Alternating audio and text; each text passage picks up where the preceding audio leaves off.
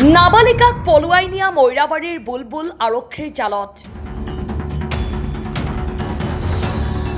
আৰক্ষীয়ে উদ্ধাৰ কৰে পলাই যোৱা কিশোৰীক মৈৰাবাৰী আৰক্ষীয়ে বাল্য বিবাহত জড়িত থকাৰ অভিযোগত বুলবুল ইছলাম নামৰ এজন যুৱকক আটক কৰিছে লগতে বিয়াৰ প্ৰলোভনেৰে পলুৱাই নিয়া কিশোৰীগৰাকীকো উদ্ধাৰ কৰে আৰক্ষীয়ে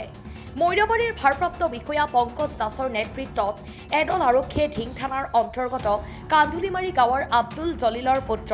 বুলবুল ইছলামক আটক কৰাৰ লগতে এগৰাকী নাবালিকাক উদ্ধাৰ কৰিবলৈ সক্ষম হয়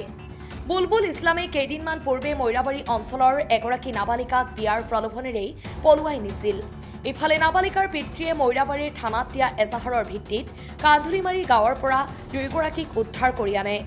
নিশা দুয়োগৰাকীৰ স্বাস্থ্য পৰীক্ষা কৰি নাবালিকাগৰাকীক অভিভাৱকৰ ওচৰত সমজাই দিয়াৰ লগতে বুলবুলক গ্ৰেপ্তাৰ কৰি থানাতেই ৰাখি থয়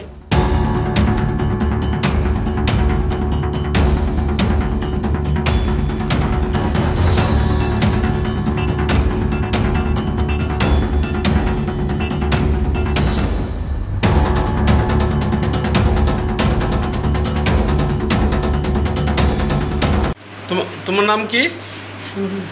কি নাম তুমি যে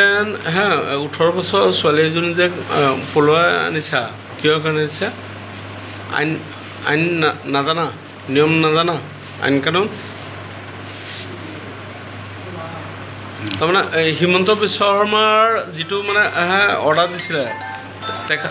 তেখেতকো তুমি কেয়াৰ কৰা নাই ন কিমান 17 বছৰ পলাই আহিছা কাৰ লগত নামটো কি আছিলে বুলবুল ইছলাম ঘৰ ক'ত বুলবুলৰ কান্দলমাৰী পলাই আহিছে তোমাৰ 17 বছৰৰ ওপৰত হোৱা নাই ন কেনেকৈ আহিলা হ'ব বেছি নকৰিবা হ'ব দিয়ক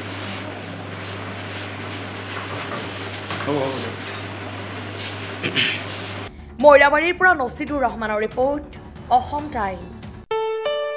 ঘৰত আনন্দ আৰু সম্পৰ্কৰ চমক বজাই ৰাখিবলৈ জৰুৰী হৈছে সকলো আনন্দময় মুহূৰ্তত মৰমৰ উপহাৰ দিয়াটো সেইবাবে মধুশ্ৰী জুৱেলাৰ্ছে আনিছে সকলো ৰঙীন ক্ষণৰ বাবে বিশেষ গহনা হীৰাৰে হওক সোণৰে হওক বা ৰূপৰে হওক